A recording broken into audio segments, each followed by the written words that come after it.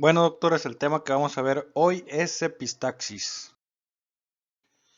Bueno, esta la define la guía de práctica clínica como la hemorragia aguda de los orificios nasales, cavidad nasal o nasofaringe. Habrá una epistaxis idiopática recurrente, que es la hemorragia nasal repetida en pacientes de hasta 16 años en quienes no se ha identificado una causa.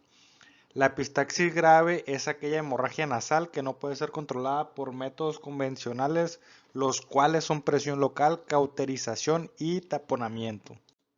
Estas aparecen más frecuentemente en niños, en ancianos y en invierno y primavera.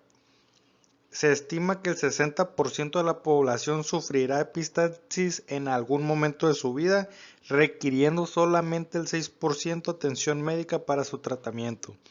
El 90% de estos pacientes no tienen causa sistémica subyacente, y cuando sí hay una causa sistémica subyacente, la más frecuente será la púrpura trombocitopénica inmune.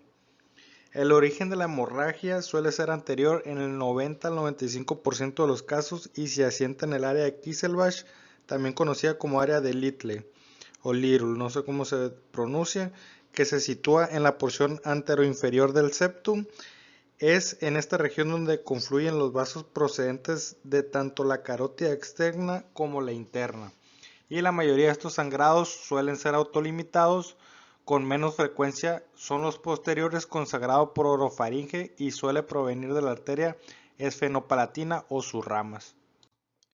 Aunque la mayoría de las epistaxis son idiopáticas, sobre todo en jóvenes, existen una serie de factores etiológicos, entre los que se incluyen las siguientes: en factores locales como la sequedad de mucosas y traumatismos nasales digitales autoinducidos, accidentales y quirúrgicos; uso de medicamentos tópicos, inhalación de cocaína, perforaciones septales, rinosinusitis infecciosas y alérgicas, deformidades septales, tumores nasosinusales y de Cabo, el llamado pólipo angiofibroma nasofaríngeo juvenil y malignos, y el llamado pólipo sangrante del tabique, es un amartoma propio, aunque no exclusivo del embarazo, de localización anteroinferior y que sangra por manipulación. En factores generales tendremos la arteriosclerosis e hipertensión arterial; en ancianos, sangrados más posteriores y de peor control. Las alteraciones de la coagulación, toma de anticoagulantes, von Willebrand, hemofilia, tumores hematológicos, púrpura trombocitopénica idiopática, insuficiencia hepática o alteraciones hormonales como el embarazo, la pubertad o la menstruación. Y en factores como la enfermedad de Rendu-Doppler, es una enfermedad hereditaria con múltiples telangiectasias en mucosas en fosas nasales, vía aerodigestiva superior y piel.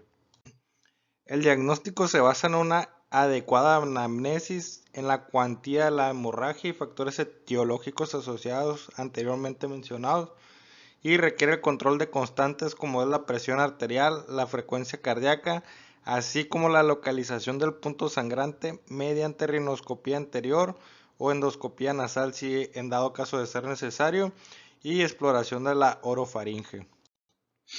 El tratamiento será en base a la gravedad. Es preciso seguir una escala ascendente. Las epistaxis graves son aquellas que no se pueden controlar con métodos convencionales, como lo es la presión local, cauterización, taponamiento, y en las que no se identifica un sitio preciso de sangrado. La medida principal será la presión nasal asociada a vasoconstrictor local, como lo es la oximetazolina o fenilefrina al 0.25%, o nafazolina en pacientes no hipertensos, que logra detener el sangrado en el 65 al 70% de los casos. La siguiente medida será la cauterización con nitrato de plata o eléctrica bajo visión con control preciso del vaso sangrante por rinoscopía en la epistaxis anteriores o endoscopía en las posteriores. La cauterización endoscópica tiene un 83% de éxito. La tercera opción será el taponamiento nasal durante 48 a 72 horas. Si se mantiene más tiempo, se debe añadir antibiótico oral para evitar sinusitis, con material hemostásico reabsorbible, gasa de borde y esponjas deshidratadas con Merocel o esponjas Kennedy. La siguiente medida será el taponamiento posterior y sondas con balón, ya sea de Foley, Epistat o Rush, que van a permanecer más tiempo, por lo que se suele implementar con antibiótico oral y analgésico. La siguiente medida será la aplicación de hemostáticos locales como lo es la gelatina bovina con trombina humana, que va a disminuir la tasa de recurrencia de sangrado, y el uso del sellador de fibrina va a sustituir de manera efectiva al taponamiento nasal, la cauterización química o eléctrica sin las complicaciones asociadas a estos. La siguiente medida será la embolización maxilar interna con el 88% del éxito. Y otra medida serán las ligadoras arteriales, que es la esfenopalatina en el 93% del éxito, carótida externa en el 93% igual, maxilar interna en el 91% del éxito, y etmoidales. La tasa de éxito de los procedimientos de embolización o ligadura es similar. Sin embargo, este último tiene menor riesgo de tromboembolismo de las arterias carótidas y oftálmica.